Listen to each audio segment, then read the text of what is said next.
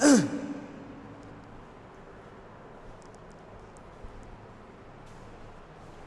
Morning students,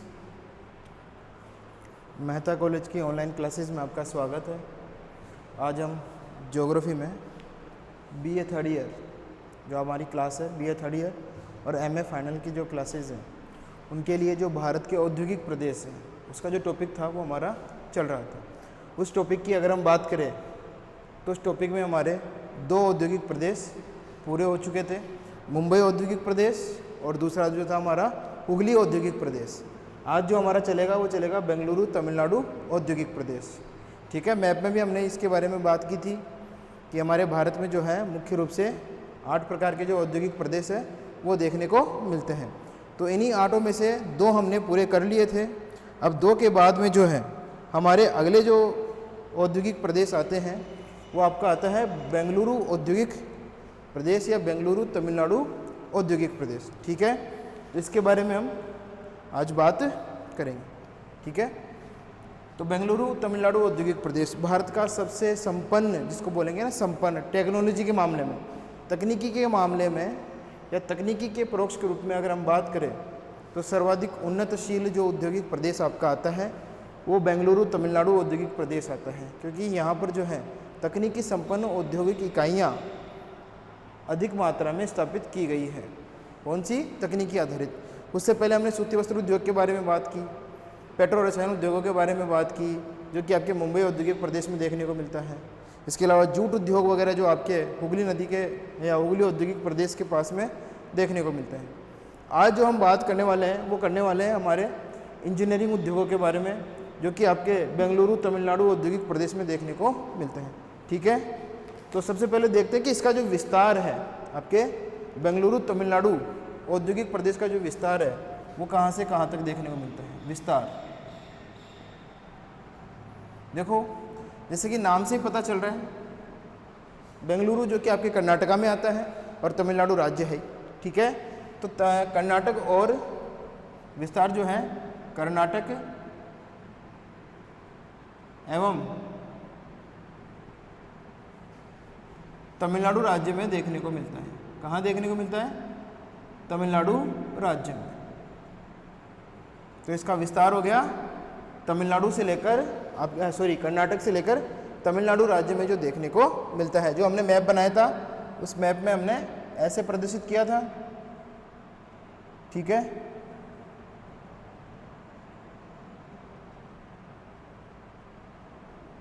और जो ये वाला हमारा भाग आता है, ठीक है, ये हमारा है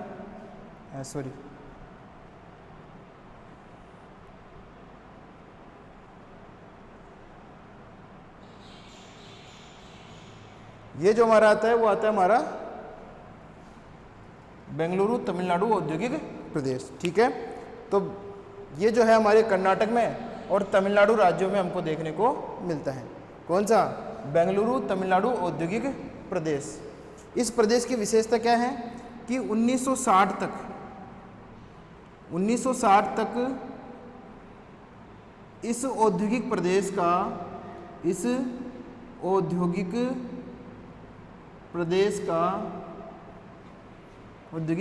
का कोई विशेष विकास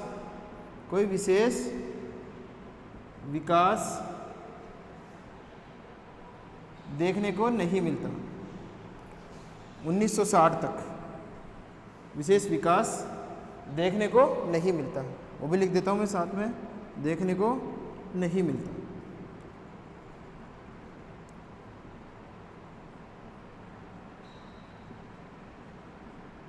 ठीक है, कोई विशेष जो विकास है वो इस दौरान हमको देखने को नहीं मिलता हमारे बेंगलुरु तमिलनाडु औद्योगिक प्रदेश में। लेकिन बाद के वर्षों में जब हमारी 5 वर्षीय योजनाएं प्रारंभ हुई, हालांकि प्रारंभ जो है वो हमारे 1955 के आसपास हमको देखने को मिलता है, लेकिन यहाँ पे जो है वो 1960 के बाद में औद्योगिक इकाइयों की स्थापना हमको देखने को मिलती है, जिनमें सबसे पहले अगर किसी उद्योग की हम बात करेंगे यहाँ पे कर्नाटक में और तमिलनाडु में तो वो सूती वस्त्र उद्योग होता है। कौन सा होता है? सूती वस्त्र उद्योग। क्यों? क्योंकि ये एक हमारा परंपरागत उद्योग है। तो इस औद्योगिक प्रदेश की अगर हम बात करें, इस औद्योगिक प्रदेश में इस औद्योगिक प्रदेश में सबसे पहले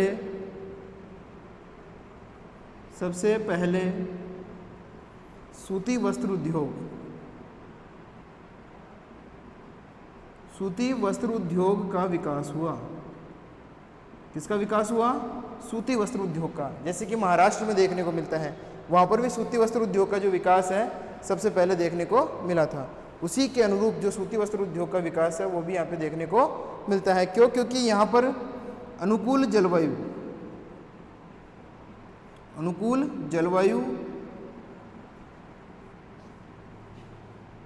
कपास उत्पादन के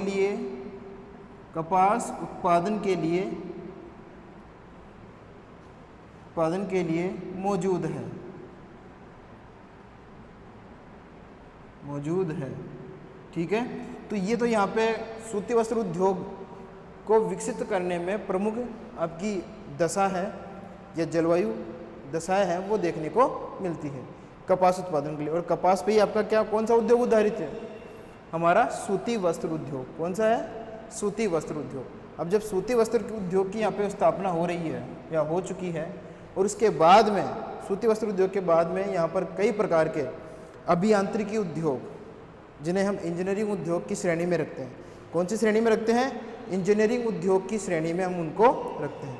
इंजीनियरिंग उद्योग हो गया, इसके अलावा प्लास्टिक उद्योग हो गया, इसके अलावा जलयान निर्माण उद्योग आपका हो गया। ये सारे उद्योग जो हैं वो यहाँ पे धीरे धीरे स्थापित होते गए 1960 के बाद में। ठीक है, प्रारंभ में अगर हम देखें तो इस औद्योगिक प्रदेश को, कौन से औद्योगिक प्रदेश को? कर्नाटक और तमिलनाडु औद्योगिक प्रदेश को विद्युत की प्राप्ति नहीं होती थी, तो ईंधन के रूप में किसका उपयोग करते थे? ये वनों की लकड़ी का ईंधन के रूप में वनों की लकड़ी का उपयोग करते थे। और वनों की लकड़ी का कोयला बनाकर कोयला बनाकर उपयोग करते थे ईंधन के रूप में, क्योंकि कोयला उत्पादक क्षेत्र यहाँ पे नहीं है। कर्नाटक में जो है आपके कोयला उत्पादक क्षेत्र नहीं है, इसलिए प्रारंभ में जब यहाँ पे उद्योग स्थापित किए गए, चाहे वो लोहा इस्पात उद्योग हो या दूसरे भारी उद्योग जो हैं वो है, जब यहाँ पे स्थापित किए गए तब उस दौरान यहाँ पर जो है कोयले की प्राप्ति नहीं थी। तो कोयला जो यहाँ पे उस समय शक्ति का साधन माना जाता था, ईंधन के रूप में काम में लिया जाता था। तो कोयला बनाने के लिए ये क्या करते थे, ये औद्योगिक इकाई इन्होंने क्या किया कि यहाँ पर जो वन थे उन वनों से लकड़ी काटकर उसका कोयला बनाकर ईंधन के रूप में उपयोग में लेने लगे। लेकिन बाद के वर्षों में 1932 में पाइकारा जल विद्युत परियोजना के विकास से पाइकारा जल विद्युत परियोजना के विकास के कारण जो है वो आपके विद्युत का उत्पादन यहाँ होने लगा। और जब विद्युत का उत्पादन यहाँ होने लगा तो ये उद्योग विद्युत शक्ति के रूप में उसका उपयोग करने लग गए अपने औद्योगिक इकाइयों के लिए। किसके लिए? अपनी औद्योगिक इकाइयों के लिए इन्होंने जो है पाइकारा जल विद्युत परियोजना से जल विद्युत की प्राप्ति करना प्रारंभ कर दिया। ठीक है, उसके बाद में अगर हम देखें तो आपके कर्नाटक की अगर हम बात करें, इस औद्योगिक प्रदेश में कर्नाटक की अगर हम बात करें तो कर्नाटक में जो है प्रमुख औद्योगिक केंद्र कर्नाटक का बेंगलुरु को माना जाता है। किसको माना जाता है? बेंगलुरु को माना जाता है। तो बेंगलुरु की बात कर लेते हैं और इसके लिए हम इसको मिटा देते हैं।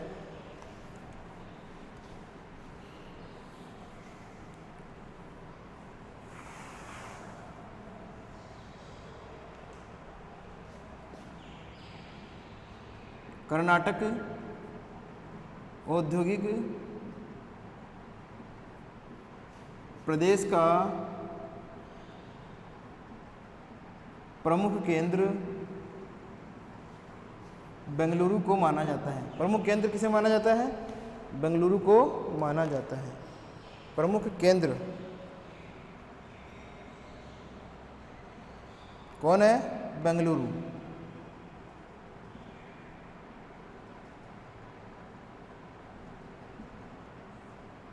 ठीक है, बेंगलुरु को माना जाता है।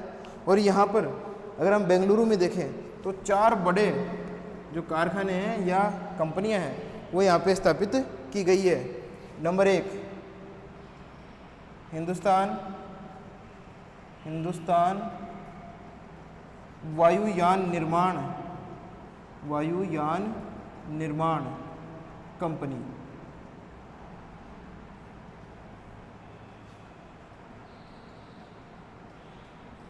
Number 2 Hindustan machine tools. ठीक है, हिंदुस्तान वायुयान निर्माण, हिंदुस्तान मशीन, और तीसरी है हिंदुस्तान दूरभाष टेलीफोन जो है, हिंदुस्तान टेलीफोन या दूरभाष निर्माण कंपनी।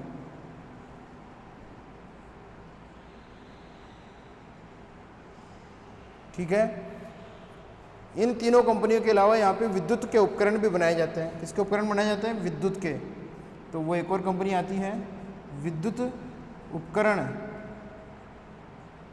निर्माण कंपनी। विद्युत उपकरण निर्माण कंपनी। ठीक है, तो ये 4 प्रमुख कारखाने यहाँ पे स्थापित किए गए हैं जो कि इस औद्योगिक प्रदेश की प्रमुख इकाइयाँ हैं। इस औद्योगिक प्रदेश की प्रमुख इकाइयाँ हैं जहाँ पर हिंदुस्तान वायुयान निर्माण, हिंदुस्तान मशीन टूल्स, मशीनें वगैरह जो है, अभियांत्रिकी उद्योग जो है, इंजीनियरिंग उद्योग जो है वो इस पर आधारित है। हिंदुस्तान टेलीफोन दूरभाष कंपनी, टेलीफोन वगैरह जो है उसके निर्माण वगैरह, वायर वगैरह उनके निर्माण के लिए ये कंपनी प्रसिद्ध है। विद्युत उपकरण निर्माण, इलेक्ट्रॉनिक्स वस्तुएं जितनी भी बनाई जाती है, जितने भी वायर वगैरह है, स्विच बोर्ड वगैरह है, वो सारे के सारे आपके विद्युत उपकरण निर्माण कंपनी के अंतर्गत शामिल किए जाते हैं। ठीक है, जिसे हम भारतीय विद्युत, इसको पूरा नाम लिख देते हैं भारतीय। नंबर 4 भारतीय विद्युत उपकरण निर्माण कंपनी। तो ये जो 4 विशेष कारखाने यहाँ पे स्थापित किए गए हैं आपके कर्नाटक के महत्वपूर्ण औद्योगिक केंद्र बेंगलुरु में। कहाँ पे स्थापित किए गए?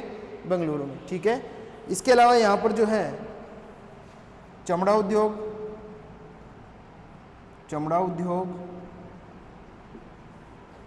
रसायन उद्योग,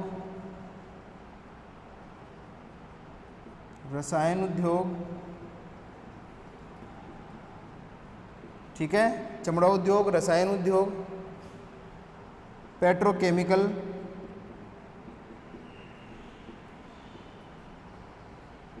जलयान निर्माण, वस्त्र उद्योग आदि स्थापित किए गए हैं यहाँ पर। ठीक है, इसके अलावा कांच उद्योग भी यहाँ पे है,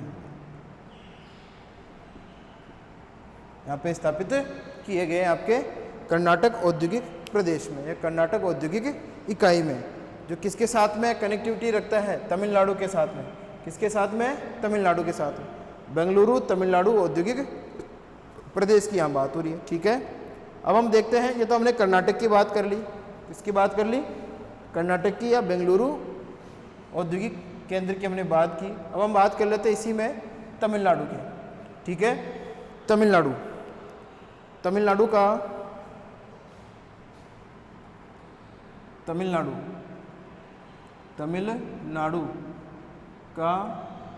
प्रमुख औद्योगिक केंद्र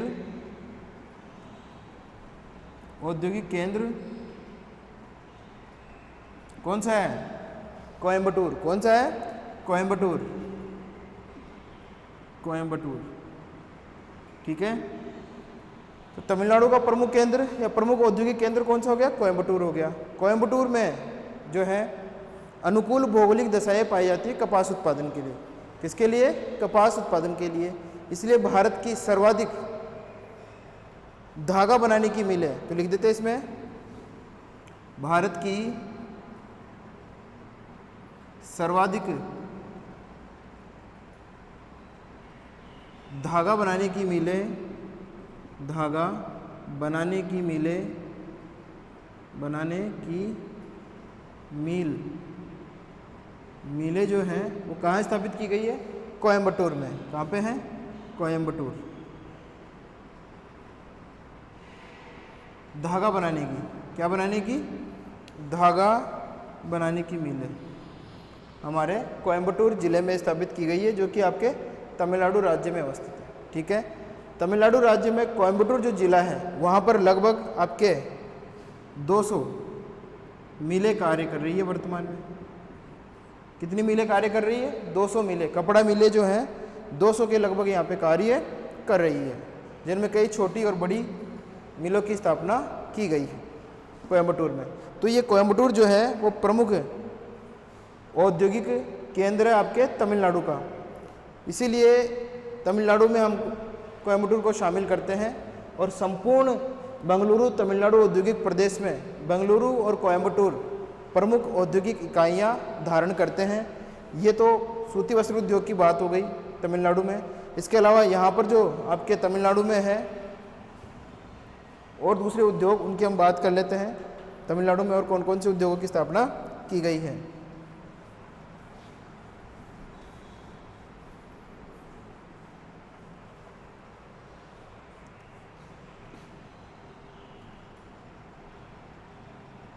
तमिलनाडु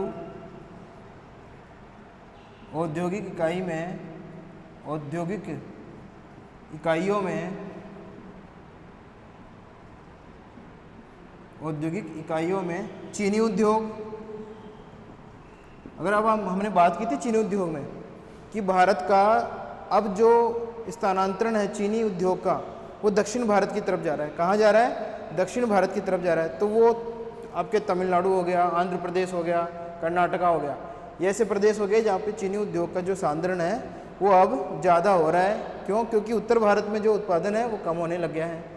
कारण क्या था कि मैंने बताया था आपको कि दक्षिण भारत में जो है सर्वाधिक परिस्थितियाँ देखने को मिलती है भौगोलिक, चाहे वो आपकी जलवायु दशाएँ हो जिनमें आपका आर्द्र जलवायु हो, समुद्री जलवायु हो, वो आपके दक्षिण भारत में हमको ज़्यादा देखने को मिलती है। इसलिए जो उत्पादन है चीनी का वो भी यहाँ पे अधिक होता है। क्यों? क्योंकि गन्ने का उत्पादन यहाँ पे अधिक होता है। गन्ना मोटा भी होता है और अधिक सुक्रोज या रस वाला होता है, इसलिए चीनी उद्योग जो है यहाँ पे विकसित हुआ है। तो डाल देते हैं चीनी उद्योग। चीनी उद्योग के अलावा वस्त्र उद्योग,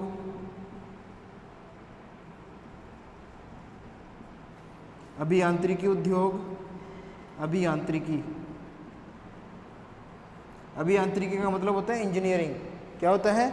इंजीनियरिंग उद्योग। इसके अलावा रेडियो,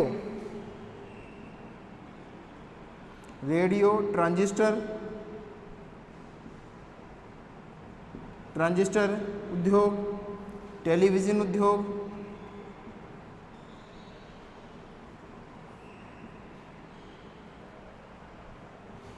रेल के डिब्बे, रेल के डिब्बे भी यहाँ बनाए जाते हैं। तो ये जो उद्योग है यहाँ पे महत्वपूर्ण रूप से स्थापित किए गए हैं। इसके अलावा आपके रसायन उद्योग हो गया, वो भी यहाँ पे स्थापित है। जलयान निर्माण भी होता है, जैसे कि वहाँ पे बेंगलुरु में हमने बोला था वायुयान निर्माण, यहाँ पे जलयान निर्माण। ठीक है, तो ये जो हमारा है संपूर्ण हमारा बेंगलुरु तमिलनाडु औद्योगिक प्रदेश के नाम से जाना जाता है। यहाँ पर और दूसरे भी औद्योगिक इकाइयाँ हमको देखने को मिलती है और केंद्र भी देखने को मिलते हैं। कर्नाटक की बात करें तो बेंगलुरु जो है प्रमुख औद्योगिक इकाइयाँ धारण करते हैं। और अगर हम तमिलनाडु की बात करें तो तमिलनाडु में आपके कोयम्बटूर वगैरह है, ठीक है, और तिरुवनंतपुरम है। ये जो सारे के सारे आपके हैं प्रमुख औद्योगिक इकाइयों के केंद्र माने जाते हैं। कहाँ पे? बेंगलुरु में और तमिलनाडु राज्यों में। बेंगलुरु हमारा जो है कर्नाटक राज्य का भाग है, ठीक है। कर्नाटक कर सकते हैं अपन यहाँ पे, कर्नाटक, ठीक है। ये हो गया हमारा तीसरा औद्योगिक प्रदेश, जिसे हम बेंगलुरु तमिलनाडु औद्योगिक प्रदेश के नाम से जानते हैं। किसके नाम से जानते हैं? बेंगलुरु तमिलनाडु औद्योगिक प्रदेश।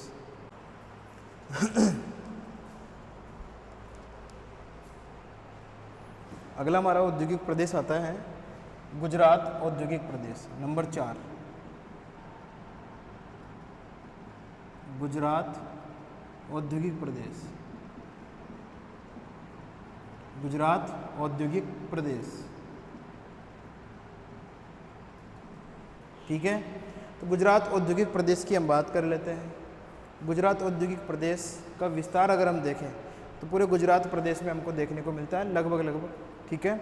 विस्तार की अगर हम बात करें, गुजरात औद्योगिक प्रदेश के विस्तार की अगर हम बात करें, ठीक है, तो जो विस्तार है वो कहाँ कहाँ देखने को मिलता है? गुजरात में सूरत, वलसाड़ और जामनगर। सूरत, वलसाड़ और जामनगर में जो है वो आपके गुजरात औद्योगिक प्रदेश का जो विस्तार है वो हमको देखने को मिलता है। सूरत, वलसाड़ एवं जामनगर, ये जो आपका गुजरात औद्योगिक प्रदेश है मुख्य रूप से इन तीनों क्षेत्रों में देखने को मिलता है। कहाँ देखने को मिलता है? सूरत, वलसाड़ और जामनगर।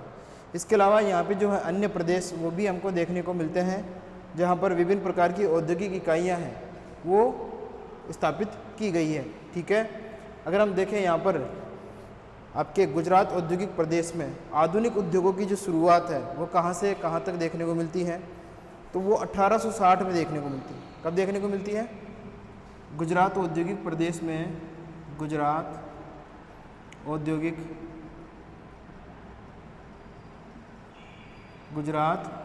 प्रदेश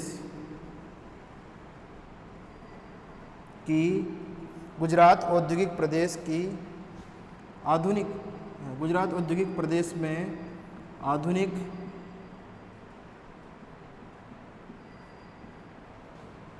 औद्योगिकरण, आधुनिक औद्योगिकरण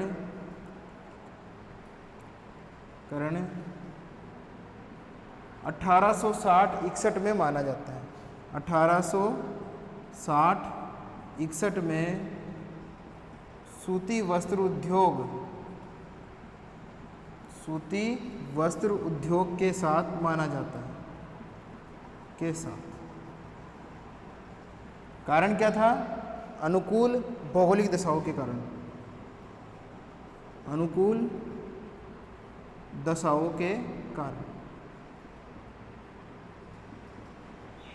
परंपरागत उद्योग तो था ही आपका सूती वस्त्र उद्योग, तो 1860-61 में सूती वस्त्र उद्योग के साथ ही आपके जो है गुजरात औद्योगिक प्रदेश में औद्योगिक इकाइयों की शुरुआत मानी जाती है।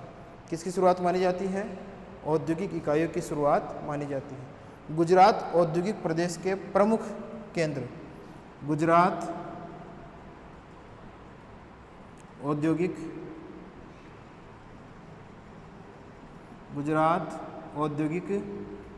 प्रदेश के प्रमुख केंद्र कौन कौन से हैं उनकी हम बात कर लेते हैं। प्रमुख केंद्र, ठीक है, गुजरात औद्योगिक प्रदेश के प्रमुख केंद्र हैं यहाँ पे सूरत, वलसाड़, जामनगर, अहमदाबाद,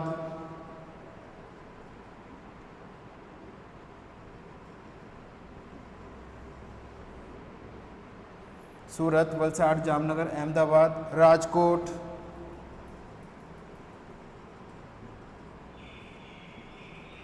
गांधीनगर,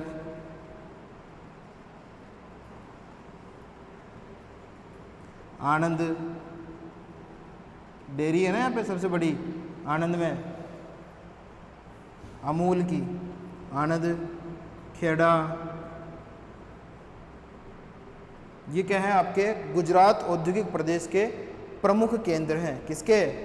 औद्योगिक इकाइयों के। इसके अलावा आपके वडोदरा,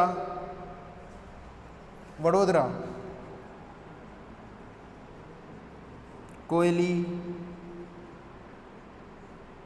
अंकलेश्वर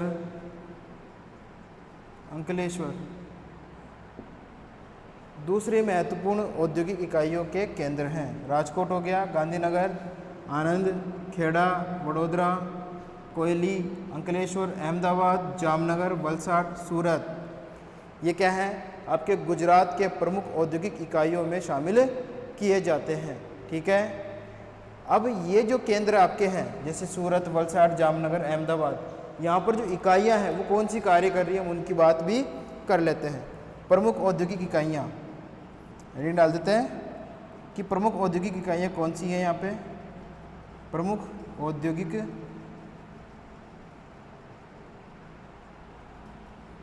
इकाइयाँ,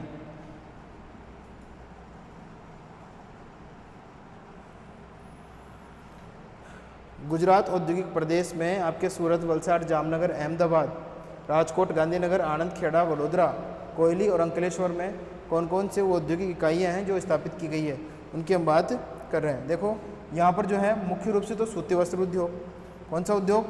सूती वस्त्र उद्योग, सूती वस्त्र एवं कृत्रिम वस्त्र उद्योग, एवं कृत्रिम वस्त्र उद्योग,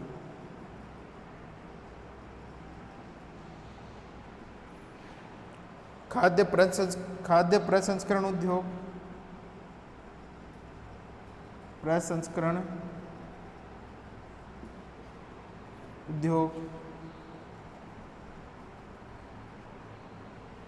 पेट्रोलियम परिशोधनशालाएं, पेट्रोलियम, कोयली और वहाँ पे अंकलेश्वर में है हमारे पेट्रोलियम शोधन शालाएं, कहाँ हैं? आपके कोयली में और अंकलेश्वर में है। ठीक है, पेट्रोलियम शोधनशालाएं यहाँ पे हैं। कृत्रिम रेशा उद्योग है, कृत्रिम रेशा, जलयान निर्माण,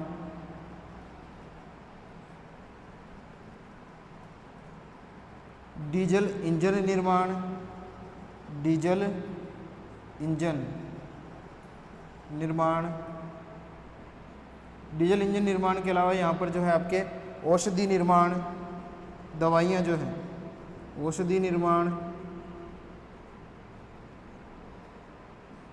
पेट्रो रसायन उद्योग, पेट्रो रसायन,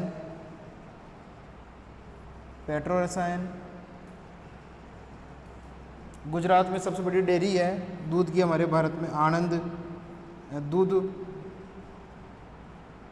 दुग्ध एवं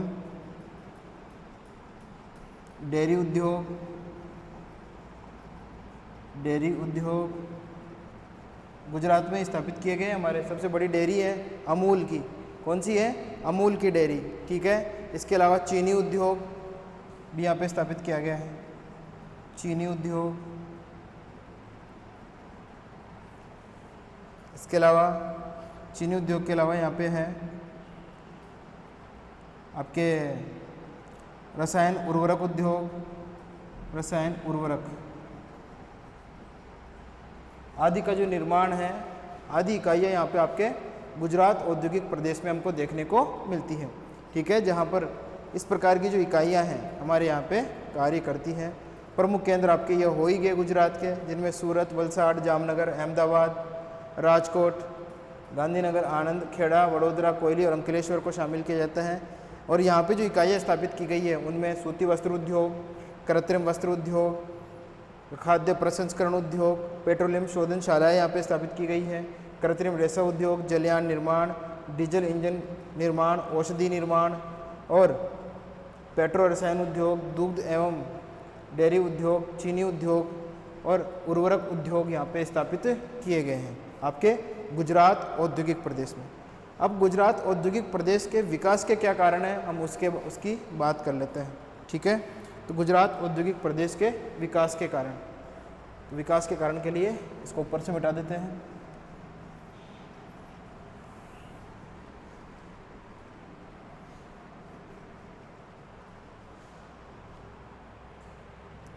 हेडिंग डाल देते हैं गुजरात औद्योगिक प्रदेश के विकास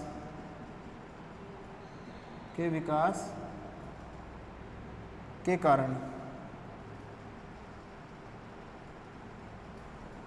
ठीक है, विकास के कारणों की हम बात कर लेते हैं, गुजरात औद्योगिक प्रदेश के विकास की बात।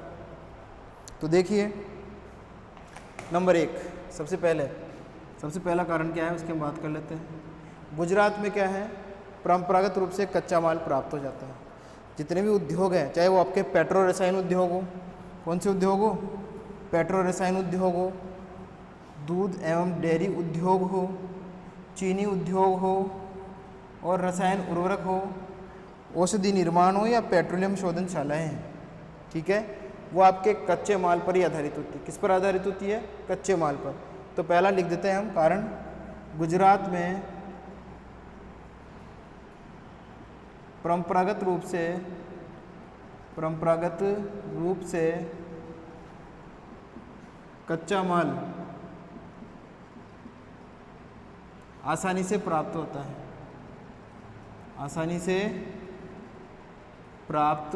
है, अब कैसे प्राप्त होता है, देखो कृत्रिम रेशा उद्योग मान लो, चाहे आपका पेट्रो रसायन उद्योग मान लो, ये सभी किस पर आधारित है, पेट्रोलियम पर आधारित है। क्योंकि गुजरात में पेट्रोलियम की निकासी होती है और पेट्रोलियम की निकासी होने के साथ साथ पेट्रोलियम शोधनशालाएँ भी यहाँ पे कार्य कर रही है। तो जो अपशिष्ट बचता है, पेट्रोलियम का जो अपशिष्ट है, उसी अपशिष्ट पर आधारित आपके पेट्रो रसायन उद्योग हैं, जिनमें आपके पॉलिस्टर वगैरह है, आपके इलास्टोमर्स हैं, ये सारे धागे वगैरह जो वैसलीन उद्योग है वो आपका सारे इसी पर आधारित है। सूती वस्त्र उद्योग के लिए कच्चा माल कपास भी आसानी से मिल जाता है। तो जैसे उदाहरण के लिए देख लेते हैं इसमें, जैसे सूती वस्त्र उद्योग के लिए,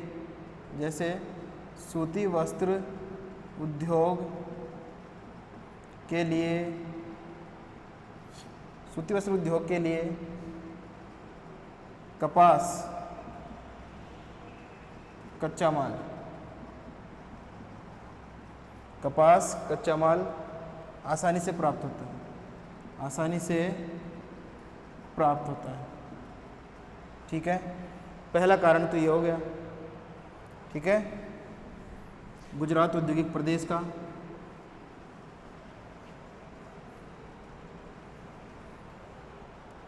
इसी में हम ऐड कर लेते हैं और इसके अलावा पेट्रो रसायन उद्योगों के लिए पेट्रोलियम प्राप्त हो जाता है, पेट्रोलियम उत्पाद प्राप्त हो जाते हैं। तो सीधी सी बात है, जब कच्चा माल मिल रहा है इन उद्योगों के लिए तो यहाँ पे उद्योग अपने आप स्थापित होंगे। नंबर 2, दूसरा जो है कारण वो है बंदरगाहों की समीपता, बंदरगाहों की उपस्थिति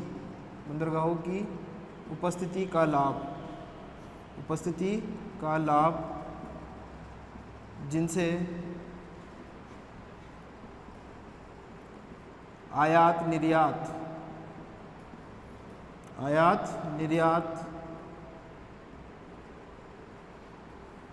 आसानी से किया जा सकता है,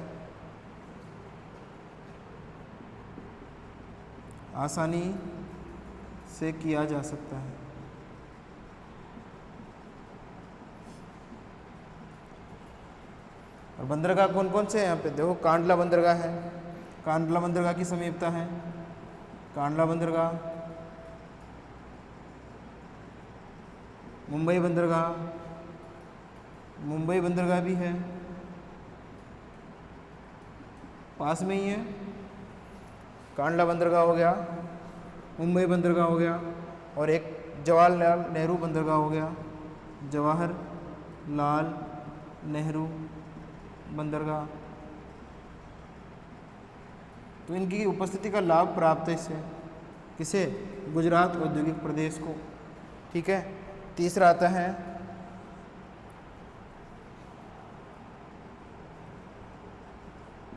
पूंजी एवं सरकारी नीतियां, सरकारी लाभकारी नीतियां।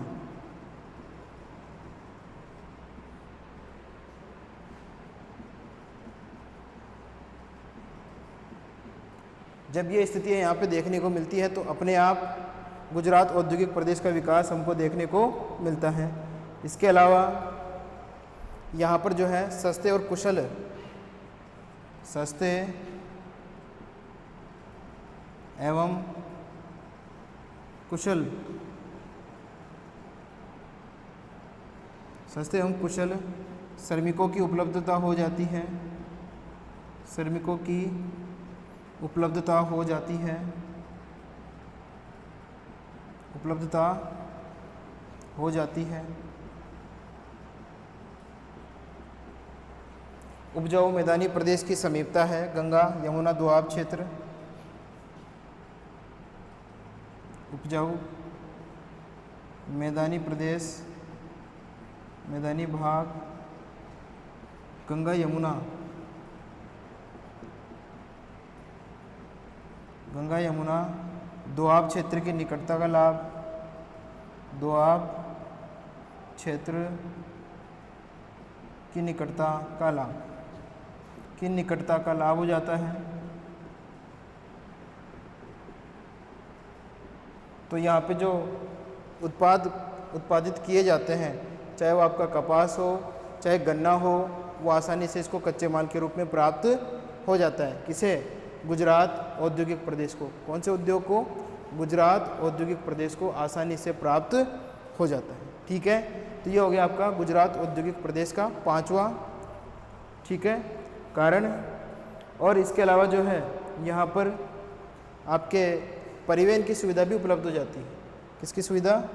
परिवहन की सुविधा। नंबर 6, परिवहन सुविधा। अब परिवहन सुविधा में तीनों सुविधा आ जाती हैं। आपके सड़क परिवहन का जाल भी यहाँ पे अच्छा खासा बिछाया गया है इन औद्योगिक प्रदेशों में, गुजरात औद्योगिक प्रदेशों में। सड़क परिवहन तो इसलिए कम दूरी के जो परिवहन की आवश्यकता पड़ती है वो सड़क परिवहन से हो जाता है। लंबी दूरी का परिवहन जो है वो रेलवे का जो लाइन है वो बिछा हुआ है तो रेलवे से पूरा हो जाता है। इसके अलावा अगर समुद्री यात्रा का कुछ भाग है, आयात निर्यात करना है, तो वो समुद्री जलवायु समुद्री परिवहन यहाँ देखने को मिलता है। इसीलिए तो कांडला बंदरगाह की समीपता का इसको लाभ प्राप्त है, वो तो गुजरात में ही है आपका। इसके अलावा मुंबई में जो मुंबई बंदरगाह है और जवाहरलाल नेहरू जो बंदरगाह है उसकी निकटता का भी लाभ प्राप्त होता है। नवा शोवा जो है उसकी निकटता का लाभ प्राप्त होता है, बंदरगाह जो आपके हैं। इसके अलावा स्थानीय स्तर पर जो है विभिन्न इकाइयों की स्थापना भी यहाँ पे देखने को मिलती है। तो इस प्रकार से जो है आपके गुजरात औद्योगिक प्रदेश का विकास जो है वो हमको देखने को मिलता है। मोस्टली ये आपके 5-6 कारण हैं। इन कारणों के वजह से यहाँ पे गुजरात में जो है औद्योगिक इकाइयों की स्थापना हमको देखने को मिलती है। प्रारंभ की बात करें तो 1860-61 में सूती वस्त्र उद्योग की स्थापना के साथ ही यहाँ पे उद्योगों की स्थापना हमको देखने को मिलती है आपके गुजरात औद्योगिक प्रदेश में। ठीक है। गुजरात औद्योगिक प्रदेश के बाद में जो अगला हमारा प्रदेश आता है उसकी हम बात कर लेते हैं, वो हमारा है छोटा नागपुर औद्योगिक प्रदेश। कौन सा आता है? छोटा नागपुर। तो इनको मिटा देते हैं, देख लो एक बार आप। ठीक है। छोटा नागपुर औद्योगिक प्रदेश की बात हम करने वाले हैं। एक बार देख लो इसको, बोर्ड की तरफ मिटाना है फिर मेरे को। गुजरात में परंपरागत रूप से कच्चा माल आसानी से प्राप्त होता है, जैसे सूती वस्त्र उद्योग के लिए कपास और पेट्रो रसायन उद्योग के लिए पेट्रोलियम उत्पाद। बंदरगाहों की उपस्थिति का लाभ प्राप्त होता है। कांडला, मुंबई और जवाहरलाल नेहरू बंदरगाह अवस्थित है तो आयात निर्यात आसानी से होता है। पूंजी एवं सरकारी लाभकारी नीतियाँ भी इसके लिए यहाँ पे आवश्यक रूप से लागू की गई है। सस्ते एवं कुशल श्रमिक आसानी से प्राप्त हो जाते हैं। और लास्ट एंड फाइनल जो है 2, आपके परिवहन की व्यवस्था अच्छी है। उपजाऊ मैदानी प्रदेश, गंगा यमुना दोआब क्षेत्र की निकटता का लाभ इसको प्राप्त होता है, जिससे कि जो भी कच्चा माल वहाँ पे उत्पादित होता है वो यहाँ पे आसानी से प्राप्त हो जाता है। परिवहन शुल्क हालांकि लगता है, लेकिन और दूसरे राज्यों के बनिस्पत दूरी के हिसाब से या दूरी और समय के बनिस्पत अगर हम देखें तो कम शुल्क देना पड़ता है। ठीक है, तो इसलिए इनकी निकटता के लाभ के कारण ही आज गुजरात औद्योगिक प्रदेश जो है उसका विकास हमको देखने को मिलता है। ठीक है, अब हम देख लेते हैं हमारा छोटा नागपुर औद्योगिक प्रदेश।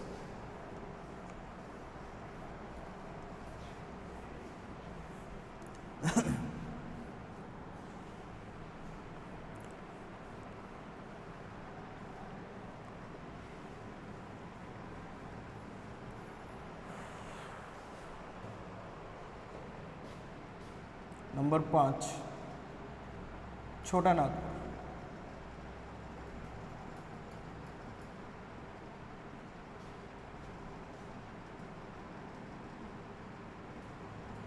औद्योगिक प्रदेश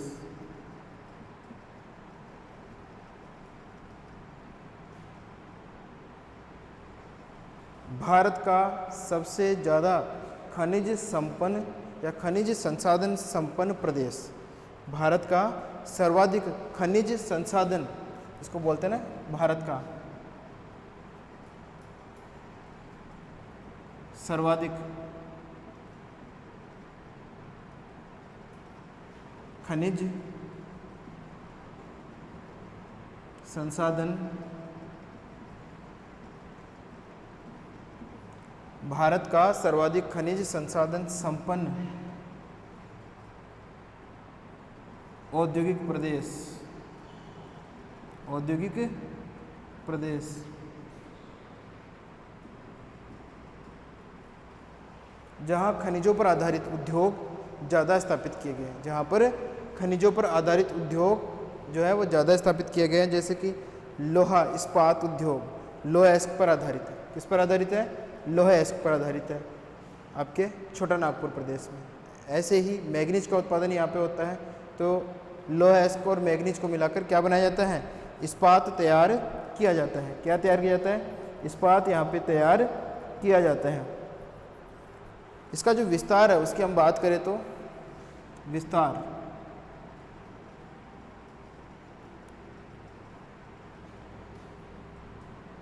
उड़ीसा, पश्चिम बंगाल, उड़ीसा, पश्चिम बंगाल और झारखंड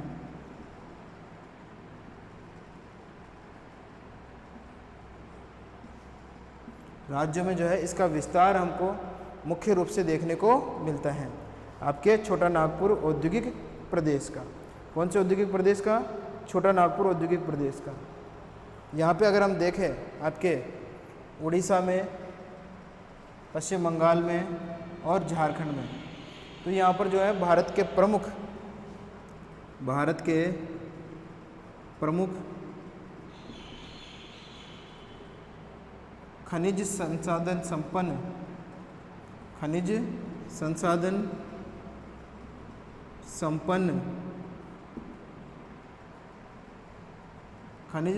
संपन्न भंडार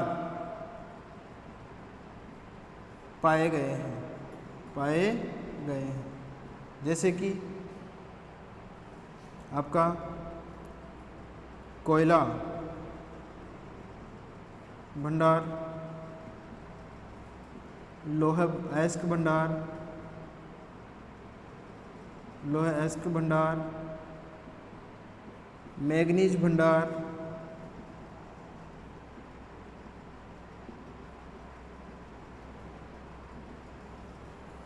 और आज हमारे भारत के ज़्यादातर जो बड़े उद्योग हैं वो इन्हीं पर आधारित है, जिनमें लोहा अयस्क सबसे महत्वपूर्ण है। आज हमारे झारखंड में और उड़ीसा में हमको लोहे के जो भंडार है और मैग्नीज के जो भंडार है वो देखने को मिलते हैं। झारखंड में और आपके उड़ीसा में लोहे के भंडार हमको देखने को मिलते हैं। इसके अलावा इस प्रदेश में दामोदर नदी घाटी परियोजना